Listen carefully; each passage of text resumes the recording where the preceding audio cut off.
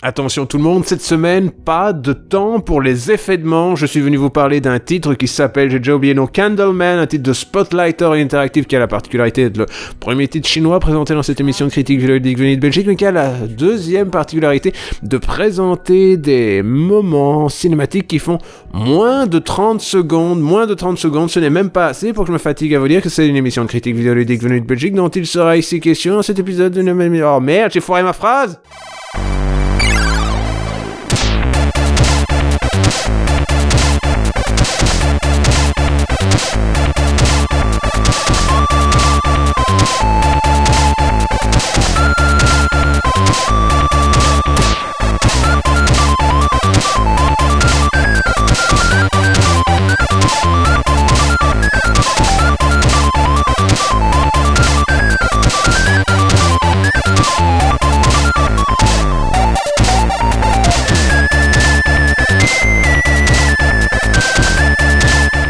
Alors je sais pas si c'est comme ça chez vous, mais moi je sais qu'il y a des jeux, quand je les vois, ne serait-ce que le voir en vidéo me pose déjà problème, et je vais vous dire ceci, c'est un jeu qui provoque chez moi une certaine forme de léthargie, c'est un jeu auquel je peux, sans aucune forme de plaisanterie ou de flagornerie, jouer pour essayer de m'endormir. C'est un jeu qui est somnifuge, ou peut-être même somnifère, je n'en sais rien, bref, c'est un jeu qui provoque un tel sentiment léthargique chez moi que j'ai l'impression que je me suis enfilé tout un gigantesque marathon d'épisodes de la fameuse série germanique que l'on appelle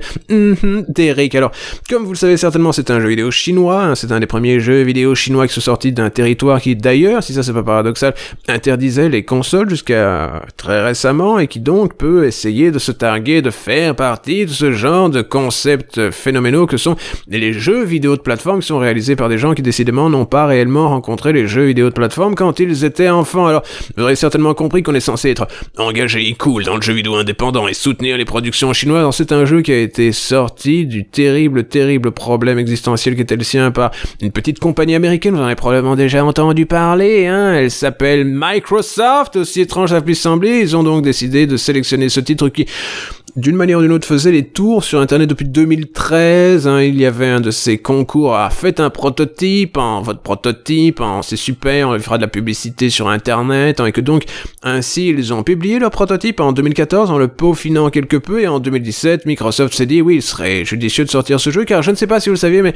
les grandes compagnies américaines, ils veulent toujours être très engagés aux côtés des indés, tant qu'il est évident que ces jeux sont en exclusivité chez eux pendant des siècles et des siècles, et qu'ils peuvent ainsi, on va pas dire exploiter, mais d'une manière ou d'une autre, rendre populaire des petites compagnies qui n'auraient pas la possibilité de sortir leurs jeux à travers le monde s'il n'y avait pas un gigantesque système capitaliste tentaculaire derrière eux. Bien entendu, bienvenue au pays du communisme, la Chine s'est ouverte aux transactions internationales, ça vous donne un jeu comme celui-ci qui est réalisé par Spotlighter Interactive, une petite compagnie qui a réalisé soi-disant 3 jeux, l'un des 3 jeux est un jeu, vous savez, où on essaye de vous apprendre du vocabulaire anglais, car on ne sait jamais que vous arriviez à vendre un de vos jeux à Microsoft, il faudra parler avec leur ponte, et parler avec leur ponte, croyez-moi, ce ne sera pas en mandarin, ce ne sera pas en cantonais, même s'ils vous proposeront peut-être de manger du riz de cette particulière appellation pendant l'intégralité des négociations.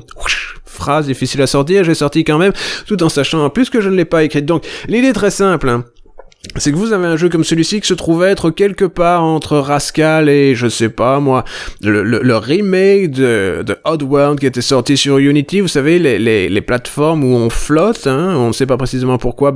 on sait qu'il y a une asymptote verticale qui vient fort vite, on ne sait pas précisément pourquoi on ne sait plus réellement bouger dans cette incroyable idée que j'ai que l'intégralité de ces déplacements qui sont réalisés à travers l'espace par ces jeux qui sont, c'est un jeu sous Unity, en fait, j'aurais probablement pu le mentionner, mais je pense que je l'ai peut-être déjà dit, donc c'est un jeu qui joue comme l'intégralité de ces jeux Unity où personne ne sait changer la fonction qui fait que le personnage saute, que j'imagine simplement être un petit problème cartésien, vous savez, l'intégralité est régie comme ceci, et donc ce que c'est que c'est un peu comme Rascal sur PlayStation,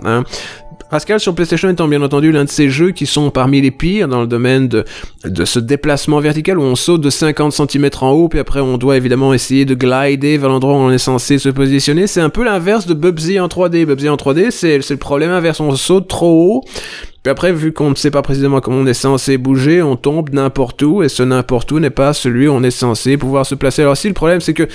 de votre personnage, car dans la Chine communiste, on ne vous apprend pas à faire des jolies petites mascottes anthropomorphiques, c'est grosso modo un bougeoir avec une bougie dessus, hein. Et la bougie dessus a ce pouvoir particulier, c'est qu'elle peut s'allumer quelque chose comme 10 secondes, et que vous avez donc l'obligation d'essayer d'allumer vos confrères bougies ou chandelles, et on lui doit une fière chandelle à cette chandelle, car il se trouve toujours ici qu'on n'a pas la particularité de participer à un jeu qui fait particulièrement sens d'un point de vue purement conceptuel, car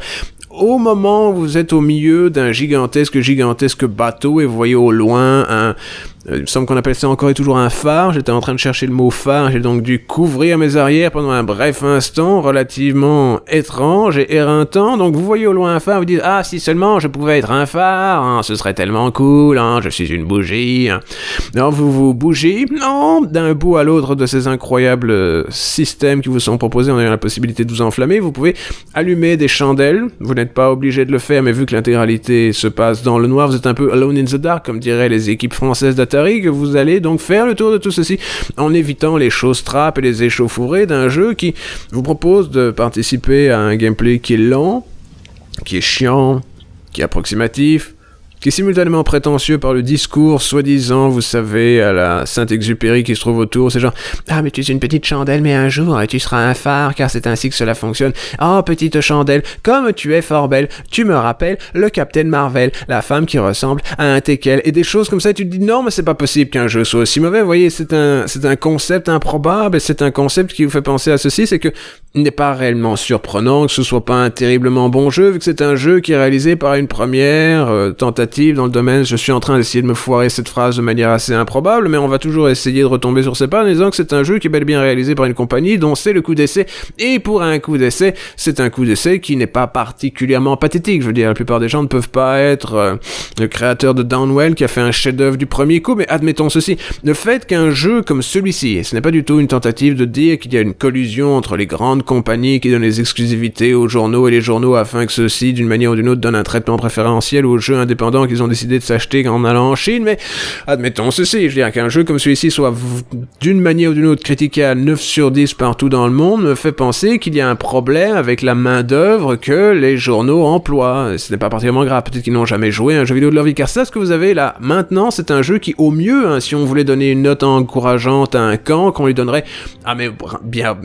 bravo chinois, tu as fait un jeu à 5 sur 10, tout en sachant bien entendu dans le petit cœur qui est en vous, celui qui dit la vérité, que c'est un jeu qui au mieux mérite un 4 et sans doute plutôt un 3, mais toujours est-il que ce que vous avez ici, c'était une séquence qui aurait dû aller vite pour vous montrer que le gameplay peut se passer comme ceci et cela. C'était aussi léthargique, un épisode de Derrick, je retombe sur mes pattes en utilisant mon argument de base, c'est que c'est un jeu qui va vous,